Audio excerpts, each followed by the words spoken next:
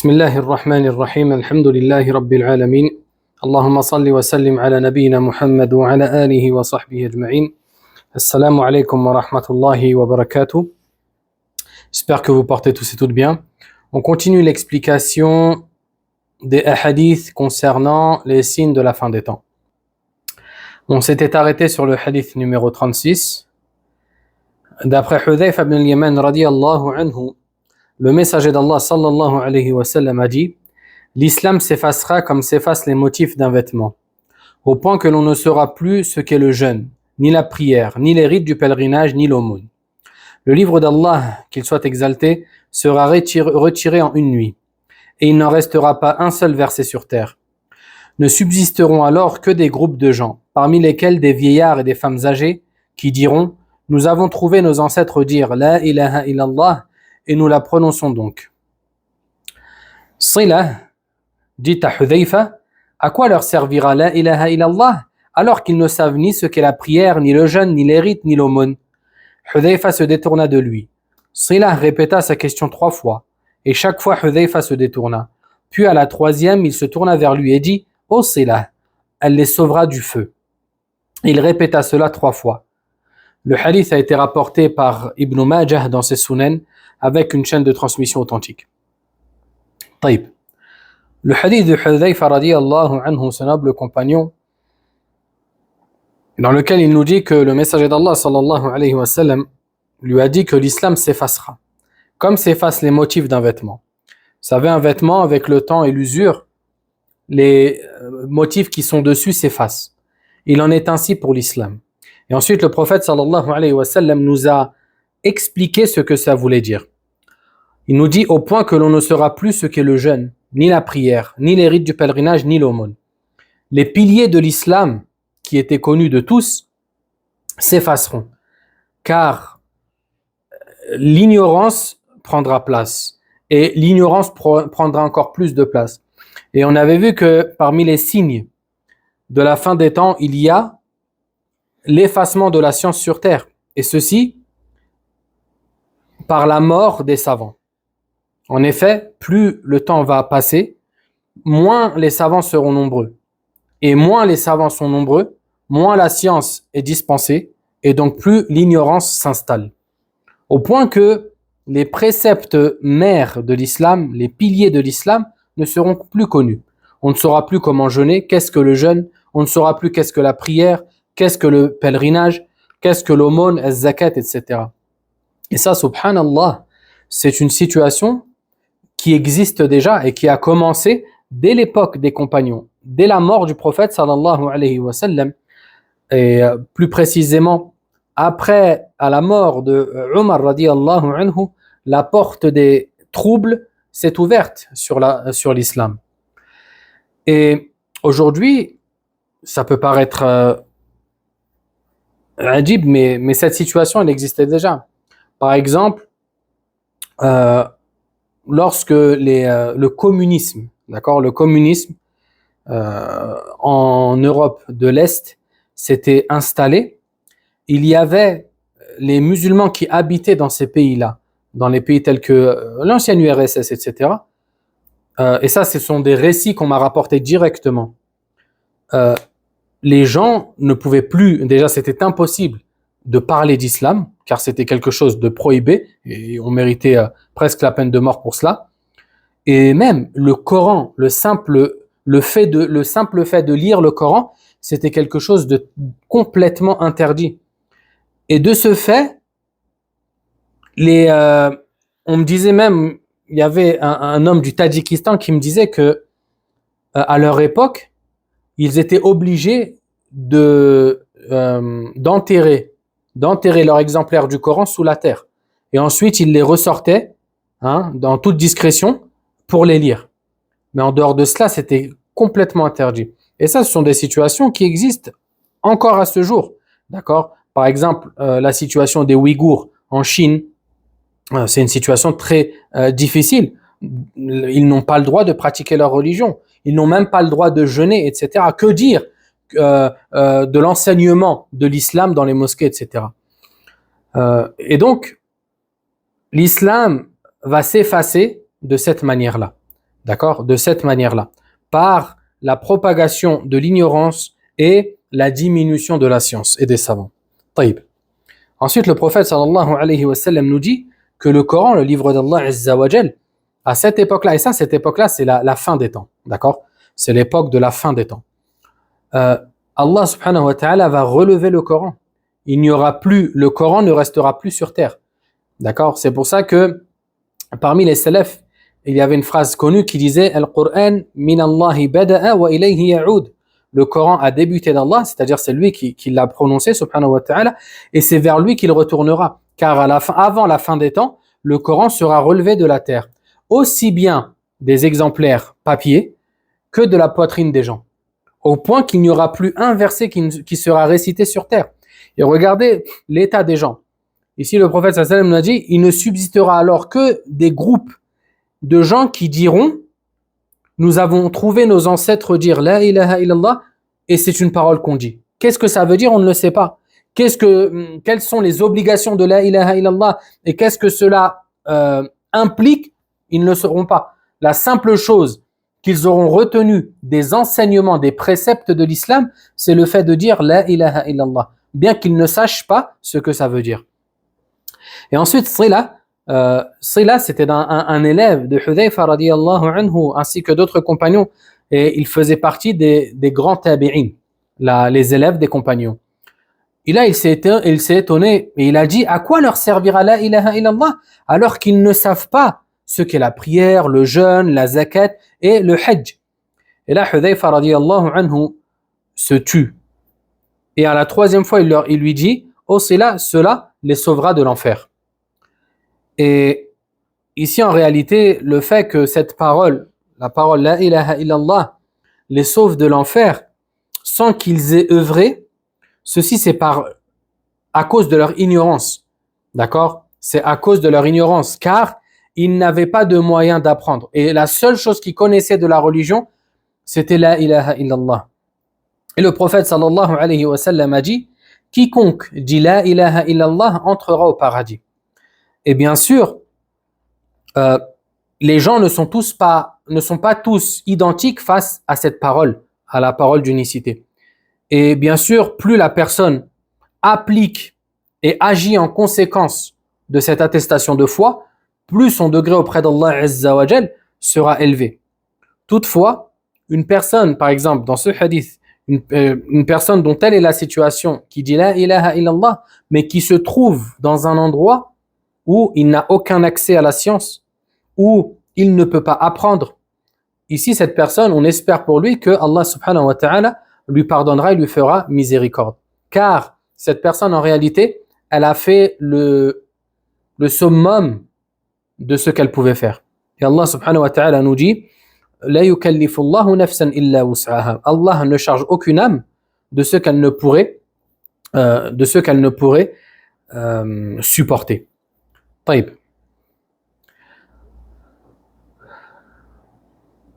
Ensuite, l'auteur dit, ou enfin le hadith suivant, d'après Umayyah al-Sha'bani qui a dit, j'ai interrogé Abu Tha'laba al-Khushani radiyallahu anhu en disant, oh Abu Tha'laba, que dis-tu de ce verset?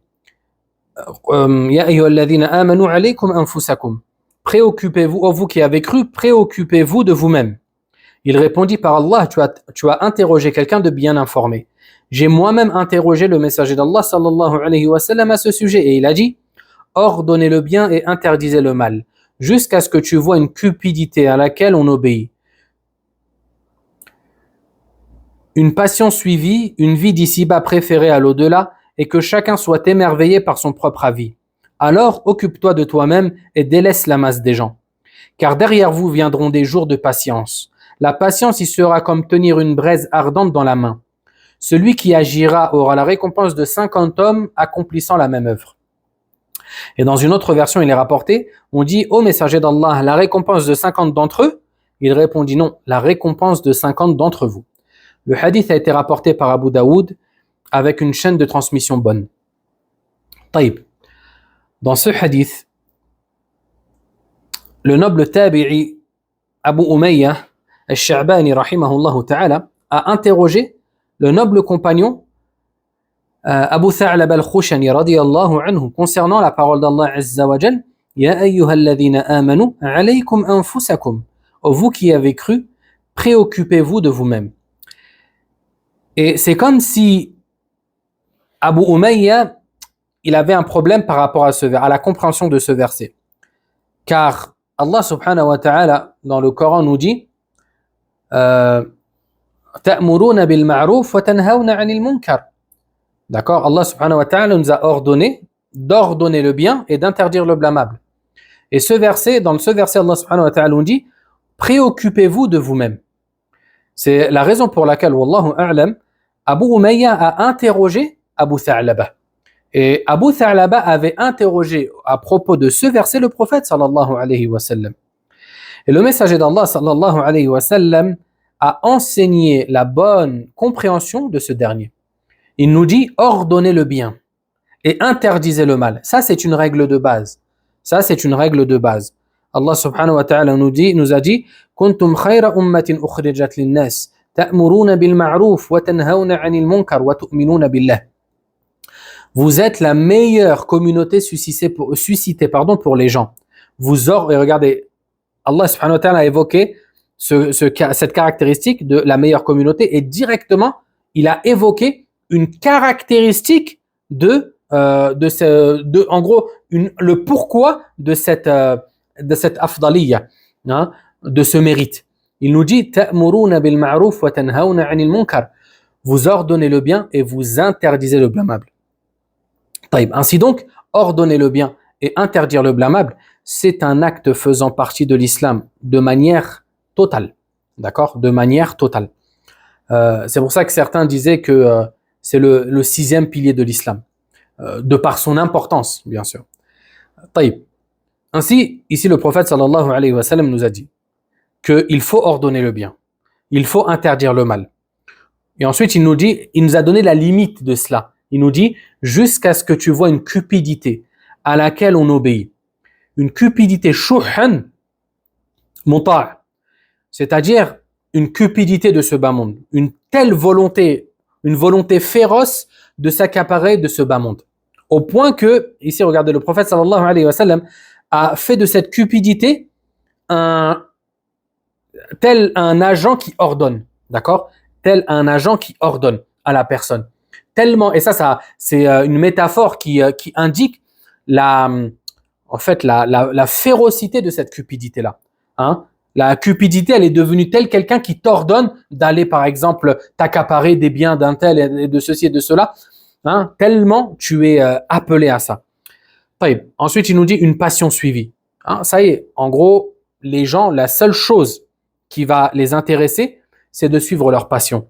Hein, ils ne vont plus regarder ce que c'est halal et ce que c'est haram. Non, ça ne va plus les intéresser. La seule chose qui va les intéresser, c'est s'accaparer de ce que je veux et suivre mes passions. Sans regarder ce que c'est halal, est-ce que ça plaît à Allah, est-ce que ça ne plaît pas à Allah. Ça, c'est pas le problème. Le problème, c'est je suis mes passions pour assouvir ces dernières. Ensuite, il nous dit une vie d'ici-bas préférée à l'au-delà. Et ça, c'est la conséquence. D'accord ? Ça, c'est la conséquence. Le fait que la personne, en fait, dans son cœur, il n'y a même plus de préoccupation pour l'akhira. Parce que celui qui se préoccupe de l'au-delà, il fera attention à tout ce qu'il fait dans ce bas monde. D'accord ? Même s'il va lui arriver de faire des erreurs, etc., car il est humain, mais après cette erreur, il va se rappeler qu'il doit se repentir à Allah Azza wa Jal et il va revenir à Allah subhanahu wa ta'ala. Mais il ne va pas persister dans son mal. Ensuite, le prophète sallallahu alayhi wa sallam a dit et que chacun soit émerveillé par son propre avis. C'est-à-dire que khalas, en gros chacun, et ça, subhanallah, ça indique une forme de narcissisme. D'accord ? Ça indique une forme de narcissisme et de fatuité. Et la fatuité, c'est le fait de s'auto-admirer, de se penser meilleur que tous. Et à partir du moment où je pense que je suis meilleur que les autres, l'avis des autres ne va pas m'importer. Étant donné que mon avis, c'est le bon. D'accord ? Étant donné que mon avis, c'est le bon. De ce fait, l'avis des autres ne va pas m'intéresser. Et ça a quoi ? Ça vient souligner tout ce qui a été dit avant. D'accord ? Une personne, lorsque, ça y est, elle rentre dans cet état d'esprit de « je m'accapare de tout ce que je veux. je suis prêt à tout pour atteindre mes objectifs, etc. Hein, tout ça, c'est une forme de narcissisme pur. D'accord? Il n'y a que moi qui m'intéresse et il n'y a que mon profit. Et ça, c'est ce qu'on appelle le pragmatisme. D'accord? Je ne regarde pas. Ce qui m'intéresse, c'est le but. D'accord? Et non pas le moyen que j'emploie pour arriver à ce but. Même si je dois faire du mal aux autres, même si je dois les écraser, eh ben, c'est pas grave. Tant que j'arrive à mon but. D'accord? Et ça, c'est, comme vous le savez, ça, c'est une pensée qui est bien installée avec tout ce qui est capitalisme, etc. Hein? L'une des plus grandes preuves à ce sujet, ce sont, par exemple, si on prend les industries. D'accord? Tout ce qui est industriel, leur but principal, c'est de faire du profit. Malgré le mal qu'ils peuvent faire. Ça ne les regarde pas. Le mal que je peux faire aux autres, à l'environnement, à tout ça, ça ne m'intéresse pas. Ce qui m'intéresse, c'est de faire du profit. Je suis prêt à rendre malade, à tuer indirectement ou même directement. Je suis prêt à mentir, à tricher. Tout cela, tant que je fais du profit, ça ne m'intéresse pas. D'accord? Et ça, c'est quelque chose que vous connaissez sûrement mieux que moi. Et subhanallah, ce qui est intéressant, c'est de voir, en fait, je vous ai dit que ces hadiths-là, il ne faut pas les étudier comme si c'était des textes morts. D'accord? Non, ça, subhanallah, ce sont des textes dont on voit la réalisation sous nos yeux. D'accord? Dont on voit la réalisation sous nos yeux. Et ça, c'est quelque chose à laquelle il faut se rappeler constamment. Lorsque tu étudies ces textes-là, vois-les dans la réalité, vois-les dans ta vie de tous les jours et tu vas t'en apercevoir. Parce que il y a une règle, c'est que lorsqu'Allah subhanahu wa ta'ala décrète quelque chose, il décrète aussi ses causes. Et donc, lorsque le prophète sallallahu alayhi wa sallam nous dit que cette situation-là, elle va arriver sans aucun doute. Parce que c'est le prophète sallallahu alayhi wa sallam qui l'a dit. À partir de ce moment-là, il y a un déroulement. D'accord? Il y a un déroulement. C'est comme une pelote de laine. Hein? Et le fil, il va se défaire petit à petit, jusqu'à ce que le fil soit clair aux yeux de tous. Et ça, subhanallah, c'est quelque chose qui réveille les cœurs. D'accord? Qui réveille les cœurs. Taïb. Ensuite, le prophète sallallahu alayhi wa sallam a dit, car derrière vous viendront des jours de patience. Les jours de patience, c'est-à-dire des jours durant lesquels il y aura énormément de troubles. Et la patience sera demandée. D'accord? La patience durant ces jours-là et en vue de ces troubles-là et de ces épreuves, elle sera demandée. Patienter sera quelque chose de précieux et de vital pour le croyant, bien sûr. Parce que, et ensuite le prophète sallam nous dit, la patience, il sera comme tenir une braise ardente dans la main. Hein? Elle sera aussi compliquée que de tenir un morceau de bois allumé, d'accord, dans la main. Hein? Ça va te faire du mal parce que autour de toi, tu ne vas plus reconnaître ta religion. Hein? Tu ne vas plus reconnaître les gens qui vont être sur la même voie que toi seront peu nombreux. Ceux qui s'accrochent à leur religion comme elle a été rapportée par le prophète sallallahu alayhi wa sallam seront peu nombreux. D'accord? Peut-être que des gens se diront musulmans, etc., mais ils auront emprunté une voie qui est différente de celle du prophète sallallahu alayhi wa sallam. Et de ce fait, ceux qui s'accrocheront à la voie du messager d'Allah sallallahu alayhi wa sallam seront peu nombreux. Et de ce fait, il faudra patienter. Sans compter toutes les autres épreuves et tout le reste de l'environnement qui peut-être, qui va accentuer cette difficulté. Comme par exemple le fait que les gouverneurs ne vont plus juger avec le livre d'Allah et la sunna du prophète sallallahu alayhi wa sallam. Et on avait vu il y a 2 semaines que le prophète sallallahu alayhi wa sallam nous a dit que les liens de l'islam se défairont. Et le premier des liens qui sera défait de l'islam, c'est le jugement avec la législation islamique. D'accord? Et ensuite, tout le reste va suivre. Et subhanallah, c'est une situation en réalité qui est complexe et qui se compose de plein d'éléments qui font que ça va arriver à cet aboutissement. Qu'Allah subhanahu wa ta'ala nous affermisse sur sa religion et nous guide sur le droit chemin et nous accorde une fin louable et qu'il soit satisfait de nous. Taïb. Ensuite, le prophète sallallahu alayhi wa sallam a dit, celui qui agira aura la récompense de 50 hommes accomplissant la même œuvre. Ici, les savants ont divergé concernant cette phrase-là. Est-ce que la récompense en question, parce qu'ici le prophète sallallahu alayhi wa sallam nous a dit que la récompense de ces hommes-là, de ces gens-là, durant cette époque-là, cette époque de patience, elle sera équivalente à la récompense de 50 parmi les compagnons, ce qui est une récompense énorme. Partons premièrement d'un principe, c'est que ce n'est pas parce que j'ai une récompense plus élevée que le compagnon dans une action précise que ça veut dire que je suis meilleur qu'eux. Car les gens de la sunna croient fermement qu'il n'y a pas meilleur homme et femme ayant foulé cette terre après les prophètes et les messagers que les compagnons. D'accord? Le prophète sallallahu alayhi wa sallam a dit khayrukum parni. Les meilleurs d'entre vous sont ma génération. La génération du messager d'Allah sallallahu alayhi wa sallam était composée des compagnons. De ce fait, ça c'est une évidence, d'accord? C'est un principe de base. Il n'y a personne qui peut être meilleur que les compagnons du messager d'Allah sallallahu alayhi wa sallam, ainsi que le reste des générations qui ont été préférées, c'est-à-dire les tabi'in et atba' tabi'in. Donc le fait que j'ai une récompense 50 fois plus élevée qu'un compagnon, ça ne veut pas dire obligatoirement que je suis meilleur que lui. Car les compagnons ont accompli certaines actions qui ne peuvent plus être reproduites par ceux qui sont venus après eux. Comme le fait d'avoir vu le prophète sallallahu alayhi wa sallam, avoir cru en lui directement, avoir secouru la religion, avoir sacrifié tout ce qu'ils avaient pour la religion, etc., etc. Avoir vécu al-wahi, la révélation, ils ont été les gardiens de la révélation, comme on a vu il y a 2 semaines. Ce sont eux qui ont pris en charge la préservation, la protection du Coran et de la tradition prophétique et qui l'ont transmise. Ainsi donc, en réalité, tous les actes que l'on accomplit, ils ont une part de ces dernières. D'accord? Ils ont une part de ces dernières-là. Et qu'Allah Azza wa Jal soit satisfait d'eux. Taïb.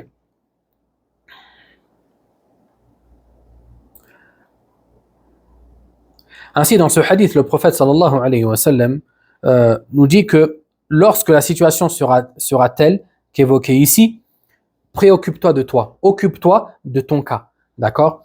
Et ne regarde plus ce que les gens font. Ne regarde plus, ne fais pas des gens ta référence. Ne dis pas, oh c'est parce que, oh regarde, les gens ils ont fait, ça veut dire c'est ça la vérité. Non, base-toi toujours, réfère-toi toujours sur le livre d'Allah et la sunna du prophète sallallahu alayhi wa sallam. Et ne regarde pas les faits et gestes des gens. Surtout dans une époque où les faits et gestes des gens vont être pervertis par leur volonté, par leur désir et ce qu'ils veulent assouvir. Taïb. Et aussi, ça c'est une règle importante concernant le fait d'ordonner le bien et d'interdire le mal. Le messager d'Allah sallallahu alayhi wa sallam nous a donné une règle fondamentale à ce sujet. Il nous dit, celui qui voit un mal, qu'il le change par sa main. S'il en est incapable, qu'il le change par sa langue. Et s'il en est incapable, qu'il le change avec son cœur, ou qu'il le réprouve avec son cœur. Et ceci est le degré de foi le plus bas. Et après cela, il n'y a plus de degré de foi. Une personne qui réprouve pas, premièrement, le prophète sallallahu alayhi wa sallam nous a donné donc 3 degrés. Le premier, c'est de changer ce mal avec la main, c'est-à-dire par des actions. Et ça, c'est lorsqu'on a une autorité. D'accord? Lorsqu'on a une autorité. Par exemple, le gouverneur, lorsqu'il voit l'un de ses sujets faire des choses blâmables, il doit le réprouver. Et par la main, parce qu'il a la capacité. Ensuite, par exemple, ensuite le prophète sallallahu alayhi wa sallam a dit, s'il ne peut pas, alors avec sa langue. Tu réprouves le mal en lui disant ce que tu fais c'est interdit, etc., etc. Si tu ne le peux pas, parce que par exemple tu crains pour ta vie, etc., dans ce cas-là, déteste-le au fond de ton cœur. D'accord? Déteste ce mal au fond de ton cœur. Car ceci est le degré de foi le plus bas, comme le prophète sallallahu alayhi wa sallam a dit. Et donc même dans une époque où vraiment le mal s'est répandu, où réprouver le mal, ça peut être dangereux pour toi. Tu peux te faire tuer parce que tu as dit ceci, c'est pas bien. D'accord? Ici, ce qui va être demandé, c'est de le réprouver avec son cœur. D'accord? Mais il ne faut pas se dire, ah non, je peux rien changer, donc vas-y, j'accepte le mal. Non. Le musulman, il n'accepte jamais le mal. Il n'accepte jamais ce qui ne plaît pas à Allah Azza wa Jal. Peu importe la situation dans laquelle il se trouve. طيب.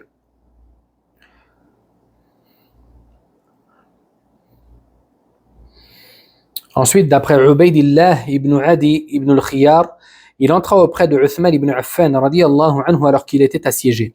Il lui dit: tu es l'imam de l'ensemble des gens, et il t'est arrivé ce que nous voyons. Or, un imam de discorde dirige la prière pour nous, et nous éprouvons de la gêne à prier derrière lui. Uthman radiyallahu anhu répondit: la prière est ce que les gens accomplissent de meilleur. Ainsi, lorsque les gens font le bien, fais-le avec eux. Et lorsqu'ils agissent mal, évite leur mal. Le récit a été rapporté par Al-Bukhari dans son Sahih. طيب. Ici,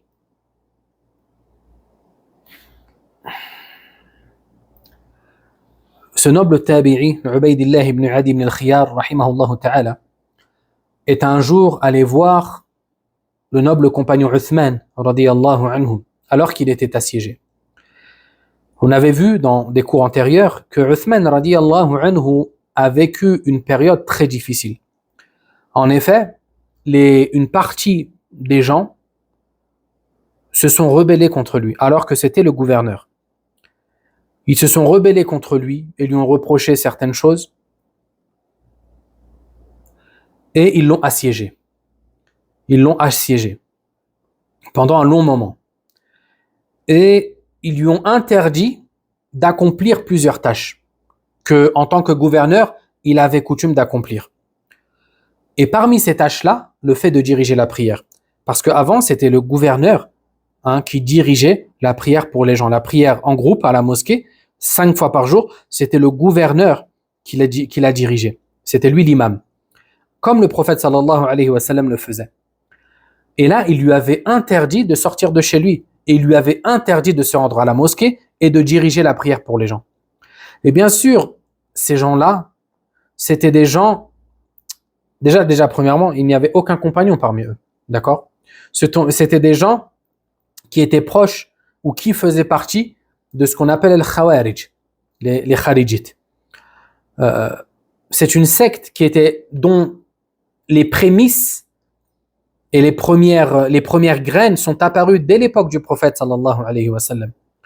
Lorsque cet homme a dit au messager d'Allah sallallahu alayhi wa sallam, alors qu'il était en train de distribuer le butin: ô Muhammad, sois juste, sois équitable dans ton partage, car tu n'es pas équitable.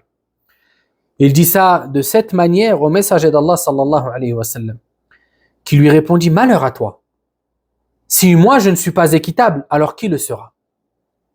Et là, Omar radiyallahu anhu, qui était présent, il a dit au messager d'Allah: laisse-moi mettre fin à la vie de cet homme-là.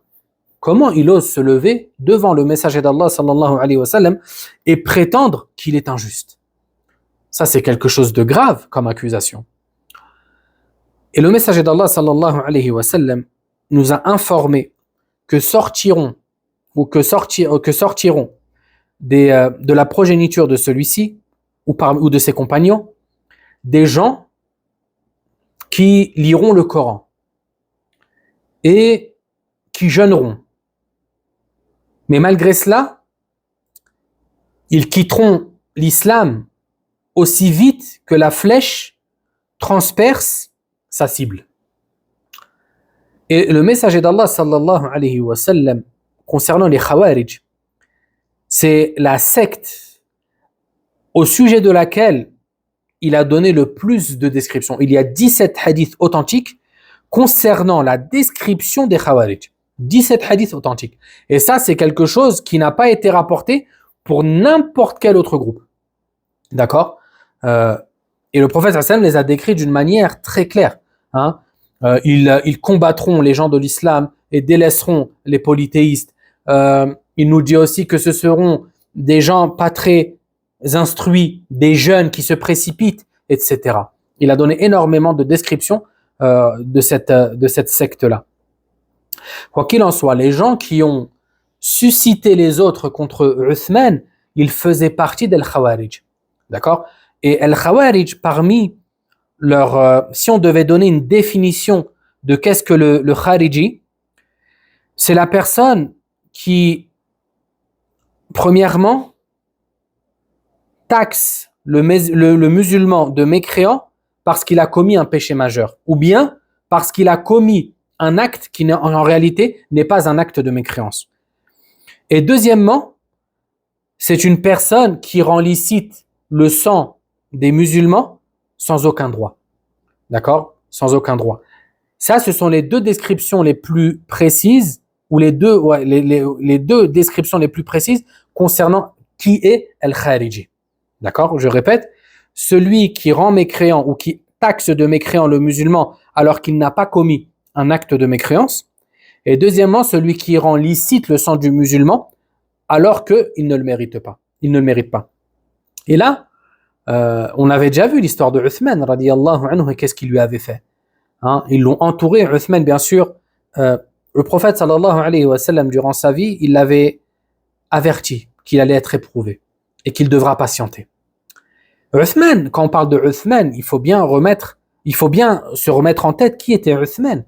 Uthman, radiyallahu anhu, il avait, subhanallah, accumulé des mérites que peu de compagnons avaient accumulés. Il avait une place très importante auprès du prophète sallallahu alayhi wa sallam.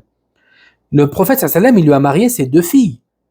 Il lui a marié ses deux filles. Et ça, il ne l'a fait pour aucun autre. Et c'est pour ça qu'il était appelé Dhun Nurayn, l'homme aux deux lumières, parce qu'il était marié avec deux filles du prophète sallallahu alayhi wa sallam. Uthman, parmi ses mérites, combien il est parmi les compagnons qui ont le plus dépensé dans le sentier d'Allah Azza wa Jal, et il fait partie des 10 promis au paradis. Subhanallah, les mérites de Uthman radiyallahu anhu sont très nombreux. Et ces gens, lorsqu'ils sont entrés sur Uthman, ils ont décidé de le tuer. D'accord? Uthman radiyallahu anhu, afin de les empêcher de faire ce crime atroce, il leur a dit, mais attendez, mais le prophète sallallahu alayhi wa sallam, il m'a promis le paradis. Le messager d'Allah, j'ai été celui qui a pris en charge tous les frais de l'armée lors de la bataille de Tabouk, il me semble c'était. Et le prophète sallallahu alayhi wa sallam a dit, qui est-ce qui prend en charge alors que, et je lui promets le paradis, et c'est moi qui ai pris en charge. Et le prophète sallallahu alayhi wa sallam, il a dit à son sujet, rien ne causera de tort à Uthman après ce jour, de par l'immense action qu'il venait d'accomplir. Et il leur a dit ça, il leur a rappelé certains mérites que le prophète sallallahu alayhi wa sallam avait dit à son sujet, mais ça ne les a pas empêchés de le tuer. Et ils l'ont tué lâchement. Et lui, il est mort courageusement, radiyallahu anhu, empêchant le sang de couler, le sang d'un autre innocent que lui de couler ce jour-là.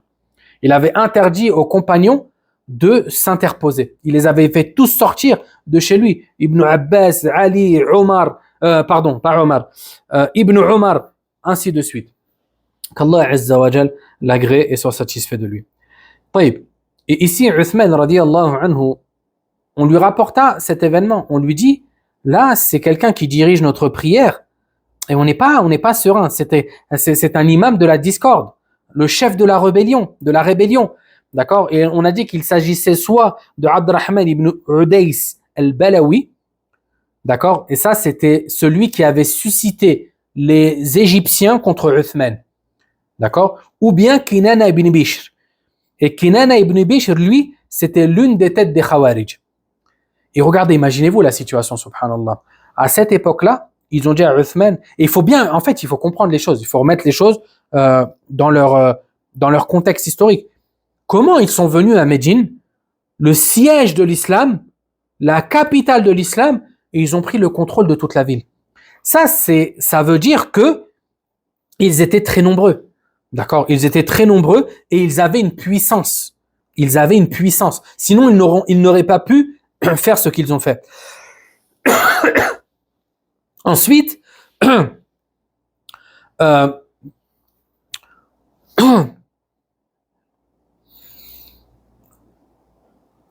comme je vous ai dit, Uthman radiyallahu anhu a interdit aux compagnons de s'interposer, ainsi qu'aux musulmans de s'interposer. D'accord? Et donc, ces gens-là, ils sont venus, ils ont pris le contrôle, c'est eux qui ont pris le contrôle de la ville. C'est eux qui dirigeaient les prières, c'est eux qui faisaient les khutbahs du Jumu'ah, etc. C'était devenu une sorte de... en fait, c'était une milice qui était venue et qui avait pris le contrôle de la ville, tout simplement. Et donc, imaginez-vous, c'était un khariji, un homme de cette trempe qui était l'imam à la mosquée du prophète sallallahu alayhi wa sallam. Subhanallah, alors que les compagnons, ils étaient présents. Subhanallah. Taïb. Quoi qu'il en soit, Uthman radiallahu anhu nous a donné une qa'ida, il nous a donné une règle. Il nous dit, lorsque les gens font le bien, fais-le avec eux. Et lorsqu'ils agissent mal, évite leur mal. Lorsqu'ils font le bien, tant qu'ils font le bien, fais-le avec eux. Là, la prière, ils la font, même si lui, c'est une mauvaise personne. Il fait la prière, il dirige la prière pour les musulmans, prie derrière lui. Prie derrière lui. Même si il a des innovations, même si il a des péchés, etc., prie derrière lui. Et lorsqu'il agit mal, n'agis pas avec lui. D'accord? Lorsqu'il agit mal, lorsqu'il appelle à des choses qui sont contraires à la religion, ici, délaisse-le lui et son mal. D'accord? Et ne lui prête aucune attention. Et au contraire, réprouve le mal qu'il fait et blâme-le. Et ça, ici, ça nous amène à un sujet qui est: est-ce qu'il est permis de prier derrière un innovateur? D'accord? Est-ce qu'il est permis de prier derrière un innovateur?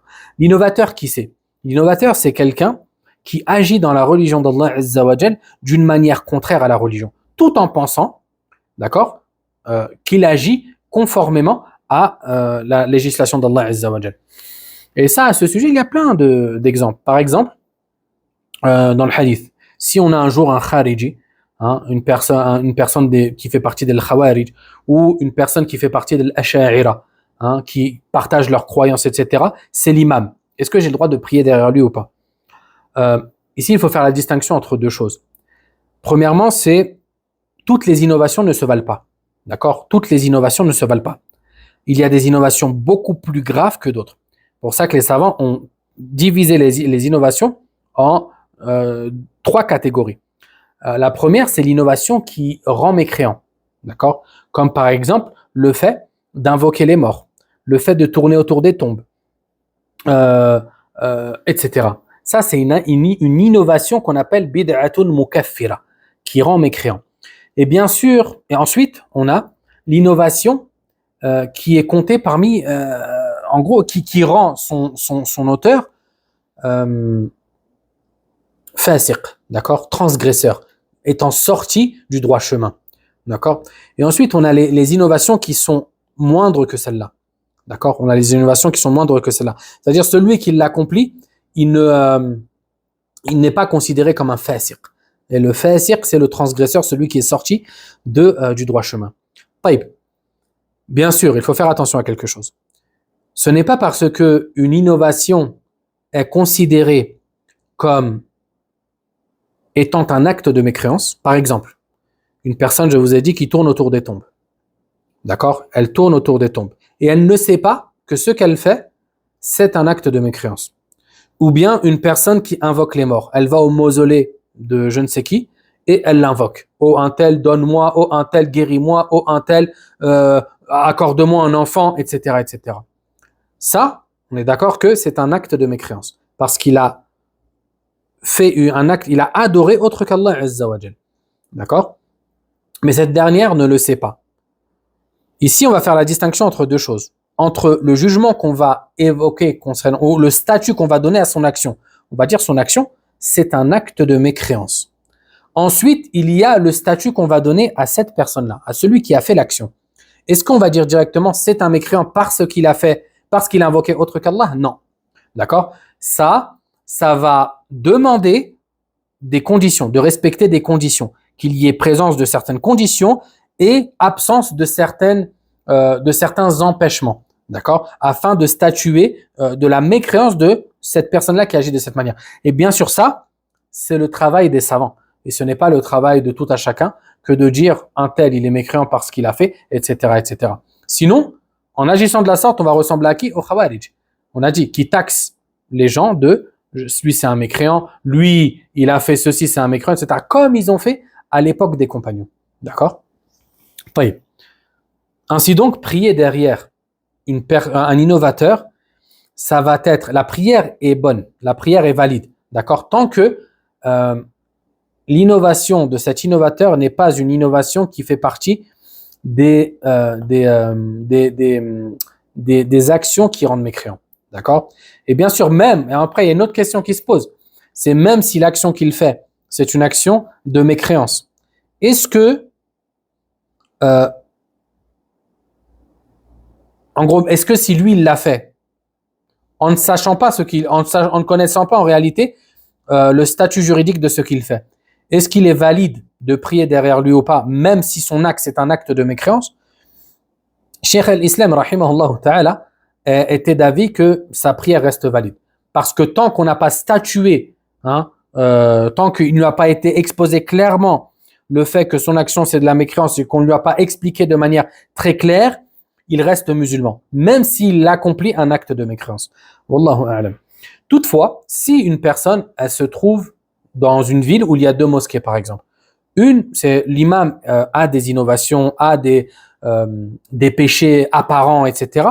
Et l'autre, c'est un imam qui, non, alhamdoulilah, il respecte la sunna, etc. Le mieux, c'est de prier, bien sûr, derrière le deuxième et pas le premier. Bismillah. طيب.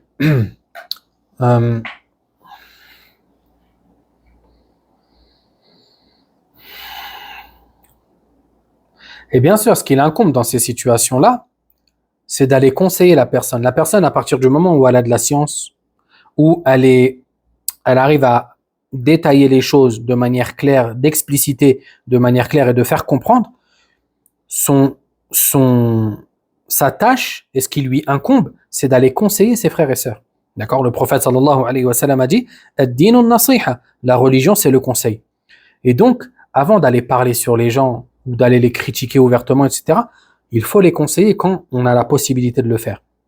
Parce que le prophète sallallahu alayhi wa sallam a dit la yu'minu ahadukum hatta yuhibba li akhihi ma yuhibbu li nafsihi. Nul, aucun d'entre vous ne croira réellement tant qu'il n'aimera pas pour son frère ce qu'il aime pour lui-même. Et vous n'êtes pas sans savoir que lorsque on fait une erreur, ce qu'on aimerait pour nous-mêmes, c'est que la personne c'est que le conseil qu'on nous prodigue, c'est un conseil bienveillant, fraternel, avec douceur et à l'abri des yeux des gens. D'accord? Ça, c'est la règle de base. Taïb. Voyons ensemble maintenant rapidement des hadiths ou des signes de la fin des temps qui sont liés aux mosquées. D'après Anas ibn Malik radiyallahu anhu, le prophète sallallahu alayhi wa sallam a dit « L'heure ne surviendra pas avant que les gens ne rivalisent d'ostentation dans les mosquées. » Le hadith a été rapporté par Abu Daoud avec une chaîne de transmission authentique. Taïb. Parmi les signes de la fin des temps, il y a l'apparition de ce phénomène qui est de rivaliser dans les mosquées, de rivaliser dans la taille de la mosquée. Je veux construire la mosquée la plus grande. Pas parce que les fidèles en ont besoin, mais pour qu'on dise, Masha'Allah, sa mosquée à lui, c'est la plus grande. Je veux construire la plus belle des mosquées en dépensant le plus d'argent. Je vais mettre dedans du plaqué or, les tapis, des tapis iraniens que personne n'a vu avant cela, du carrelage, du marbre, de je ne sais où, etc., etc. Juste pour qu'on dise, ma mosquée c'est la plus belle. Les gens vont se rivaliser. Or que, à la base, pourquoi la mosquée doit être construite? Car c'est un lieu dans lequel on adore Allah Azza wa Jal. Et le prophète sallallahu alayhi wa sallam il n'a pas été ordonné de construire des mosquées telles des musées où les gens viennent et s'émerveillent devant la beauté de la construction. Bien sûr, ce qui nous est demandé, c'est de prendre soin des mosquées, de les nettoyer, qu'elles soient propres, qu'elles soient belles, qu'elles soient belles dans le sens propre, qu'elles soient parfumées, qu'elles sentent bon, etc. Ça c'est légiféré, d'accord? Tant qu'il n'y a pas d'exagération. Mais de là à faire des mosquées, des monuments, ça ne nous est pas demandé. C'est pour ça que le prophète sallallahu alayhi wa sallam a dit « Il ne m'a pas été ordonné d'exagérer dans la construction des mosquées. » Et Ibn Abbas radiyallahu anhu a dit vous embellirez certainement les mosquées comme les juifs et les chrétiens ont embelli leurs lieux de culte. Et le hadith a été rapporté par Al-Bukhari. Ainsi donc, ce qui nous est demandé, c'est de prendre soin des mosquées. Et même lorsqu'elle est construite, qu'elle soit construite de bonne manière, en gros avec itqan, avec perfection, etc. Ça, c'est quelque chose qui ne pose pas problème. Mais le fait de la décorer au point que ça la fasse sortir de sa fonction première, qui est l'adoration d'Allah Azza wa Jal avec recueillement, etc., là, c'est problématique. Et c'est pour ça qu'un jour, Omar radiyallahu anhu, lorsqu'il a ordonné d'agrandir la mosquée du prophète sallallahu alayhi wa sallam, il a ordonné à ceux qui allaient, en gros, aux ouvriers, que ceux-ci, il leur a dit, protégez, faites en sorte que la nouvelle construction protège les gens de la pluie. Et faites attention à ne pas, en gros, mettre de couleur, à ne pas la peindre en rouge ou en jaune, au point que ça devienne une tentation pour les gens. Vous voyez, à partir du moment où les décorations deviennent une source de perturbation et de préoccupation pour les gens, ici, ça c'est interdit. Et ça rentre dans le hadith concernant la fin des temps et les signes de la fin des temps. Taïb. Et subhanallah même, et ça c'est quelque chose, moi je l'ai vécu personnellement, c'est plus la mosquée est simple, plus tu t'y sens bien. Plus la mosquée est simple, plus tu t'y sens bien. D'accord? Alors que quand la mosquée est décorée de manière exagérée, avec des lustres qui font parfois des mètres et des mètres, des décorations plein les murs, etc. Wallah, c'est la beauté de la mosquée ou le charme de la mosquée disparaît. Et vous le voyez aujourd'hui, les mosquées qu'il y a à Dubaï, la grande mosquée blanche, c'est devenu presque j'ai l'impression dedans, on ne fait même plus des prières. D'accord? C'est plus un musée qu'autre chose. On voit des gens venir la visiter comme s'il s'agissait d'un musée.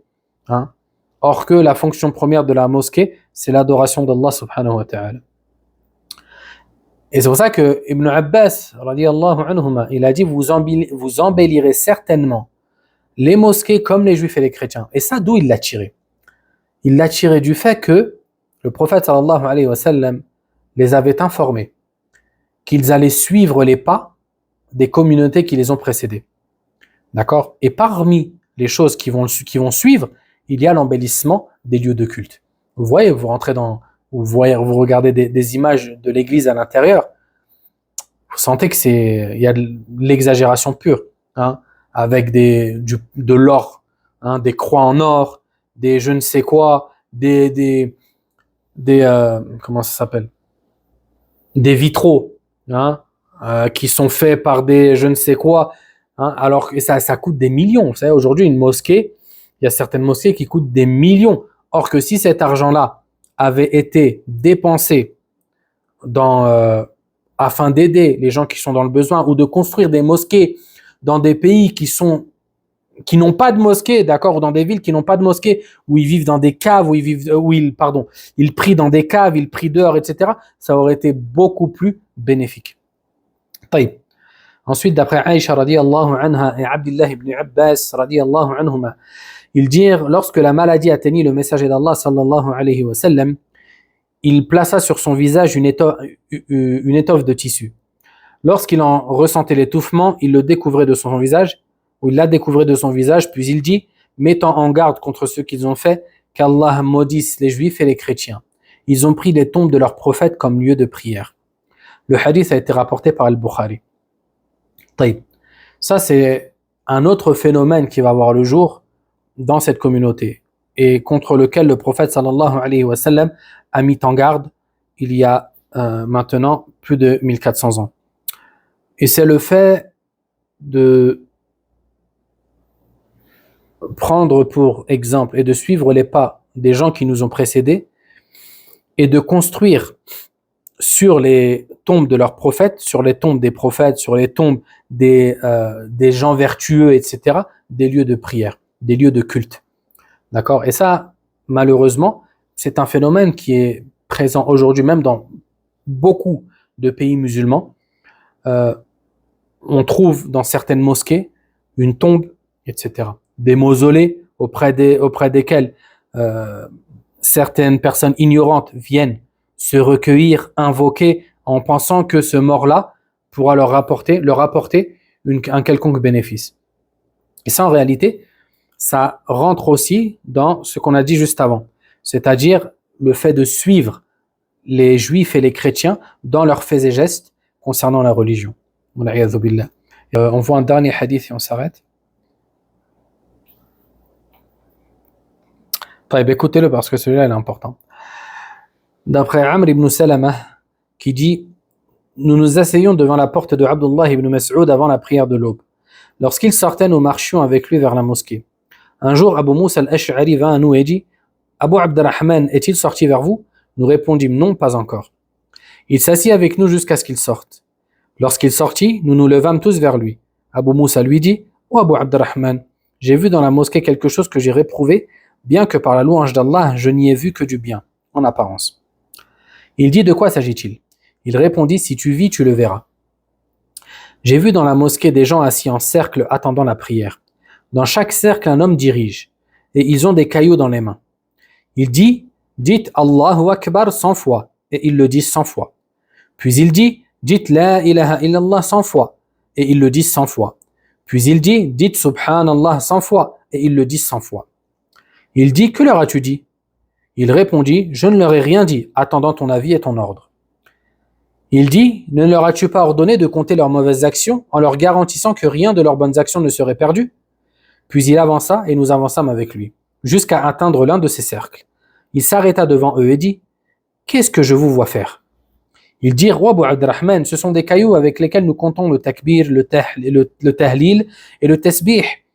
Il dit: comptez plutôt vos mauvaises actions. Je vous garantis que rien de vos bonnes actions ne sera perdu. Malheur à vous, communauté de Mohammed, comme votre perte est rapide. Voici les compagnons de votre prophète sallallahu alayhi wa sallam, nombreux encore présents. Ses vêtements ne sont pas encore usés et ses ustensiles ne sont pas encore brisés. Par celui qui détient mon âme, vous êtes soit sur une voie plus guidée que celle de Mohammed sallallahu alayhi wa sallam, soit en train d'ouvrir une porte sur l'égarement. Ils dirent: par Allah, ô Abu Abdurrahman, nous n'avons voulu que le bien. Il répondit: combien sont ceux qui veulent le bien sans jamais l'atteindre? Le messager d'Allah sallallahu alayhi wa sallam nous a informé que des gens liront le Coran sans qu'ils ne dépassent leur clavicule. Par Allah, je ne sais pas, mais il se peut que la plupart d'entre eux soient parmi vous. Puis il se détourna d'eux. Amr ibn Salama, le rapporteur, dit: nous avons vu la plupart des gens de ces cercles nous combattre le jour de Nahrawan avec les Kharijites. Le récit a été rapporté par Ad-Darimi, rahimahullah, dans ses Sunan, avec une chaîne de transmission authentique. Amr ibn Salama, le rapporteur du récit, il faisait partie des grands tabi'in, d'accord, ceux qui ont rencontré énormément de compagnons. Et il était l'un des élèves de Ibn Mas'ud radiyallahu anhu. Ici, dans ce récit,